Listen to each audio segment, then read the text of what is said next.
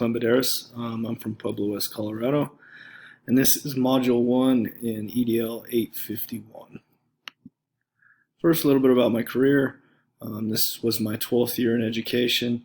I spent 10 years in a smaller town in southeastern Colorado, La Junta, Colorado. This is my second year at Pueblo West High School. A little bit about Pueblo West. We have approximately 1,400 students and 60 staff members.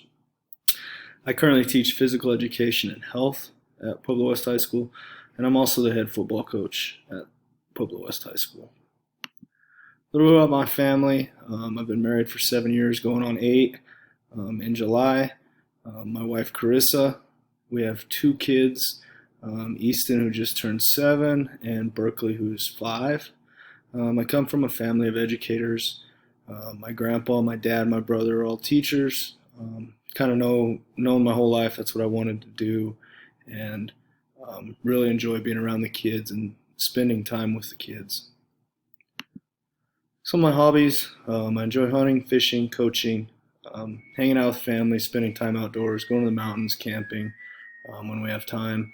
And we live on a lake, so we spend a lot of time on the water, enjoy fishing, wakeboarding, slalom skiing, stuff like that. All right, moving into the project, Standard 7, building professional capacity. Component 7.2, develop and engage staff in a collaborative professional culture designed to promote school improvement, teacher retention, and the success and well-being of each student and adult in the school. Some strategies for developing a collaborative professional culture designed to support improvement, retention, learning, and well-being. First of all, collaborating on these. Improvement. One of the things that we do at our school is we have a PLC. I have a great team around me. We have 4 physical education teachers, and we also collaborate with the music department some. But being able to spend that time together and bounce ideas off of each other is huge for our improvement.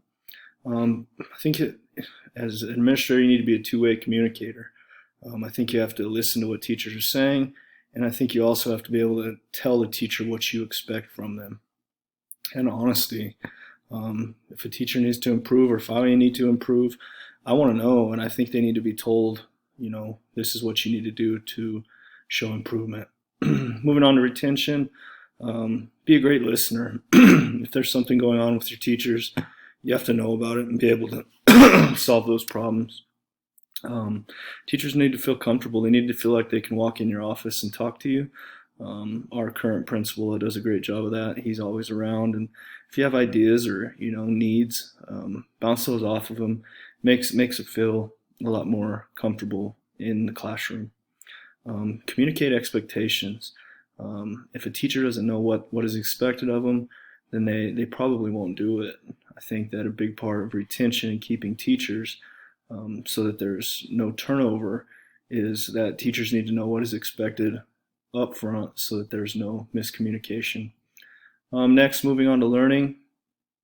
A lot of teachers relevant professional development. I've said in a lot of professional developments where I don't know how it applies to me in any way, but I think that one of the most important things is allow something that applies to the teaching that they're going to be doing in the classroom. Provide teachers with what they need. I feel like teachers, if they need some kind of technology in their classroom, do everything you can to get them what they need and allow them to do their best in the classroom. Last, well-being. Be open. Learn about the other teachers. Build relationships with them. Learn about their families and what they do outside of school. It's not just about the classroom. Of course, that's our main goal, but find out what they like, what their dislikes are, and learn about that person instead of just them as a teacher.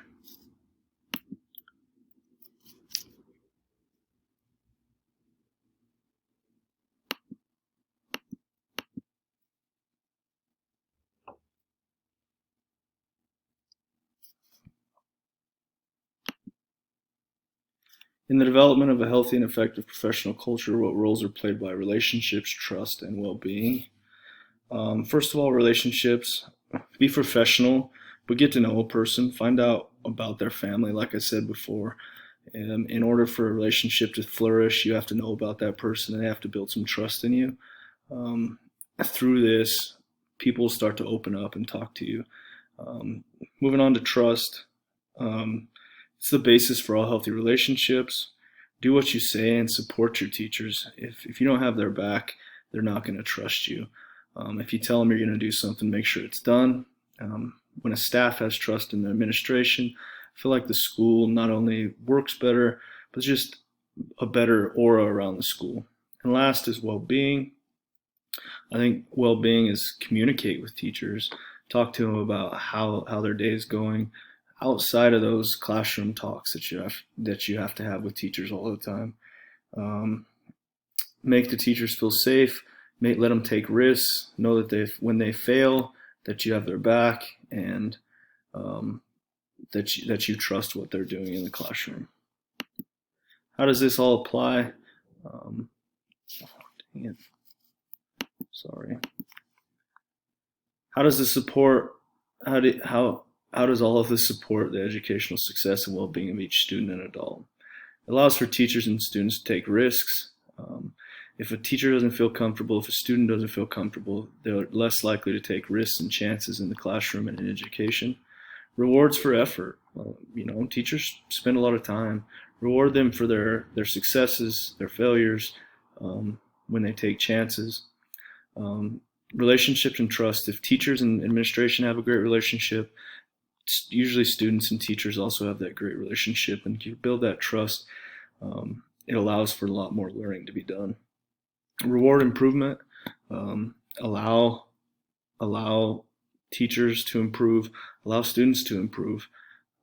Everybody starts somewhere. It's just that we build and improve every day. I relate everything back to sports.